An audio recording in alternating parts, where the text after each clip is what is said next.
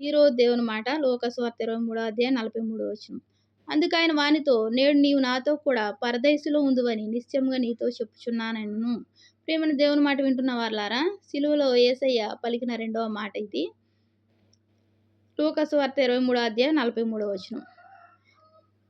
39 వచనం చూద్దాం. వేలాడవేయబడిన ఆ నేరస్తులలో ఒకడు ఆయనను దూషించుచు, నీవు క్రీస్తు కదా, నీవు రక్షించుకొనుము, మమ్మను కూడా రక్షించుమని చెప్పెను. అయితే రెండవ వాడు వాని గద్దించి, నీవు అదే శిక్షా విధిలో ఉన్నావు గనుక దేవునికి భయపడవా? మనకైతే ఇది న్యాయమే. మనం చేసిన వాటికి తగిన ఫలం పొందుచున్నాం కానీ ఈయన ఏ తప్పిదమును చేయలేదని చెప్పి ఆయనను చూచి, యేసు, నీ రాజ్యంలోనికి వచ్చినప్పుడు నన్ను జ్ఞాపకం చేసుకొనుమనెను. అందుకని వానితో, నేడు నీవు నాతో కూడా పరదేశులో ఉందువని నిశ్చయంగా నీతో చెప్పుచున్నానెను. ప్రియమైన దేవుని మాట వింటున్న వాళ్ళారా, ఇక్కడ సిలువలో దేవుడు మధ్యలో ఉన్నాడు.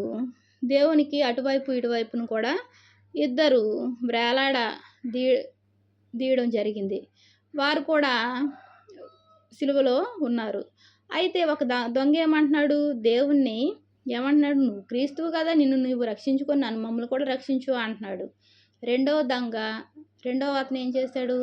రెండవ వాడు అతను గద్దించి మనకు ఇది న్యాయమే, మనం చేసిన తప్పులకు శిక్ష అనుభవిస్తున్నాము, మరి ఈయన ఏ తప్పు చేయలేదు, దేవునికి భయపడవా అని అడుగుతున్నాడు. అడిగి ఏమంటున్నాడు? నీ రాజ్యంలోకి నన్ను జ్ఞాపకం చేసుకో అయ్యా, నీవు నీ రాజ్యంలోనికి వచ్చినప్పుడు నన్ను జ్ఞాపకం చేసుకోనమని అడగడం జరిగింది.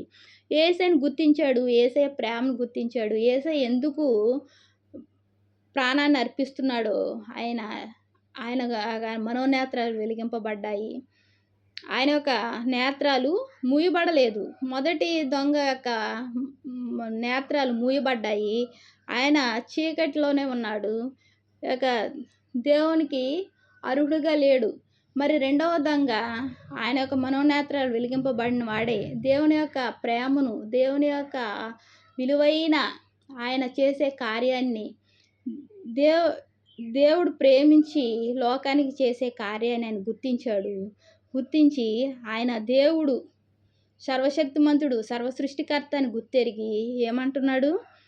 ఆయన దేవునికి అసాధ్యమైనది ఏదీ లేదని ఆయన గుర్తించి నీ రాజ్యంలోనికి వచ్చినప్పుడు నన్ను జ్ఞాపకం చేసుకోమన్ను ఒకే ఒక మాట అడిగాడు.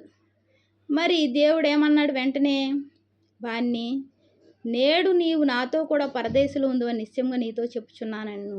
వెంటనే ఆ దొంగను ఏం చేశాడు? రక్షించాడు.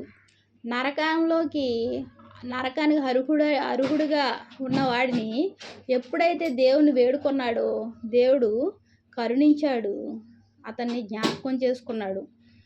నేడే అంటే ఏంటి? దేవుని యొక్క పాదాల చెంత చేరినప్పుడు రేపు ఎల్లుండా అని ఉండదు, ఇంకో రోజు అని ఉండదు. ఆయన పాదాల చెంత చేరి ఆయన బ్రతిమలాడుకుంటే నేడే, ప్రియమైన సహోదరి సహోదరులారా, నేడే రక్షణ దినం. ఆ దొంగను రక్షించిన దేవుడు నన్ను కూడా రక్షించే దేవుడుగా ఉన్నాడు.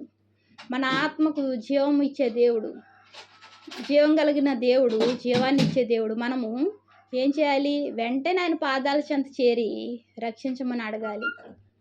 మన ఆత్మీయ స్థితిని పెంపొందించుకోవాలి. మరి మనం కూడా రెండవ దొంగ వలె మనం కూడా ఏం చేయాలి? సమయం ఉండగానే మనం ఏం చేయాలి? ఇల్లు చక్కబరుచుకోవాలి, మన ఆత్మీయ జీవితాన్ని వృద్ధిపరచుకోవాలి. పరిస్థితులు అనుకూలంగా ఉన్నప్పుడు ఆయన సన్నిధికి వెళ్ళాలి, ఆయన మాటలు వినాలి, ఆయన ఆరాధించాలి.